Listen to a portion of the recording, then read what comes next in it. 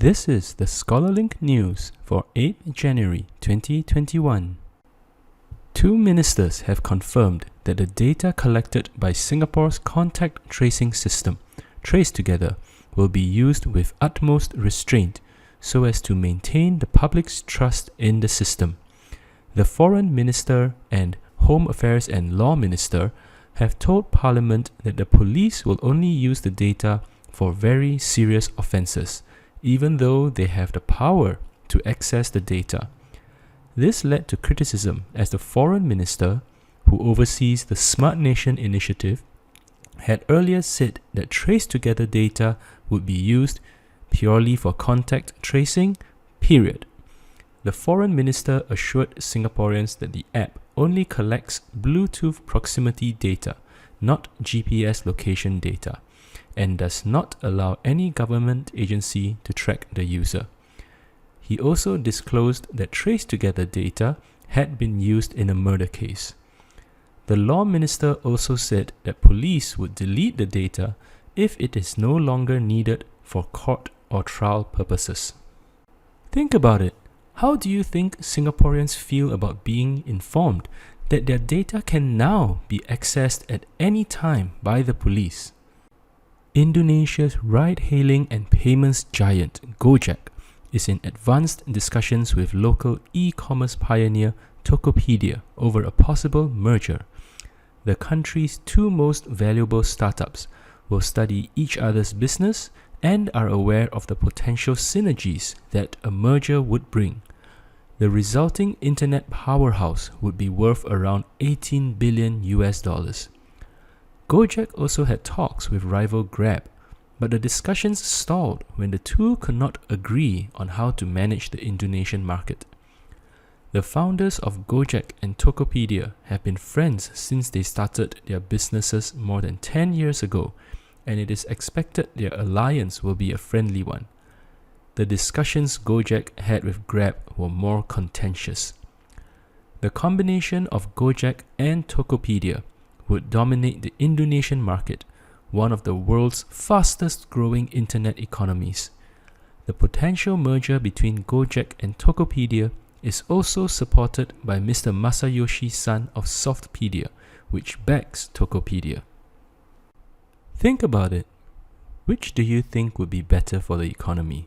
A merger between two similar companies or two very different companies? A 10-year fishing ban on all natural waterways of the Yangtze River, including its lakes, has come into effect. The Vice Premier has also mentioned that the crackdown on illegal fishing should continue to ensure that the ban is effective. Government authorities should also work together to enforce the ban, which is a key measure to reverse the damage that has been done to the Yangtze's ecosystem.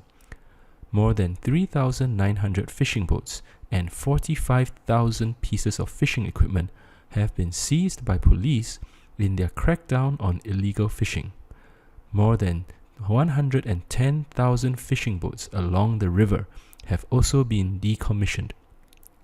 Although 228,000 people have left the fishing industry, 165,000 have found new jobs, and most of them are covered by the social security system.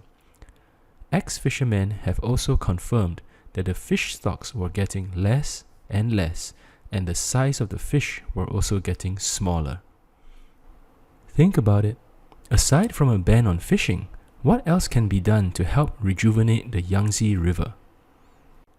1 year after the coronavirus outbreak started in China, World Health Organization experts are set to arrive in China for a visit to explore the origins of the virus. Beijing had previously delayed access for independent experts into China to check on the origins of the pandemic.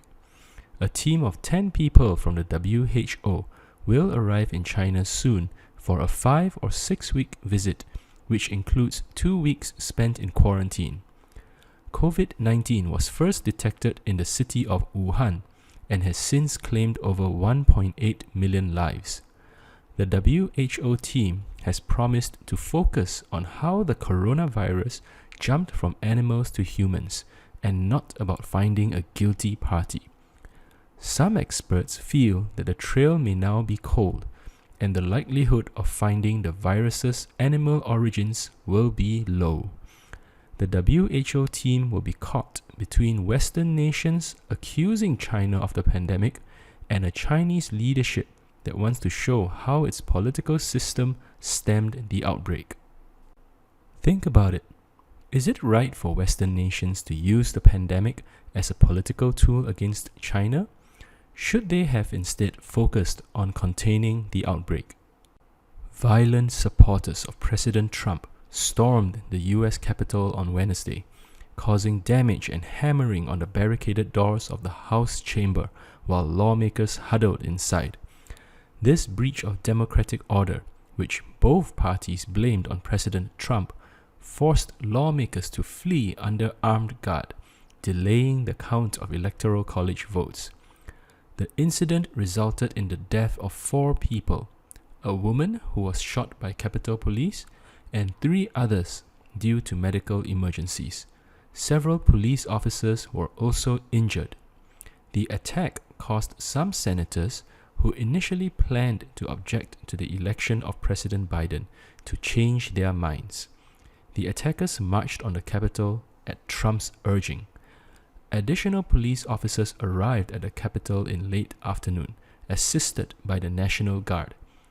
They began clearing the Capitol, and the building was announced to be secure about 4 hours after the riot began. Think about it. Should a president who ordered an attack on the democratic process be considered incapacitated and removed from office? This brings us to the end of today's edition of the Scholarlynk News. Please remember to subscribe and click on the bell icon to be notified of our new videos. As always, this is the Scholarlynk team saying goodbye and wishing you a wonderful rest of the day.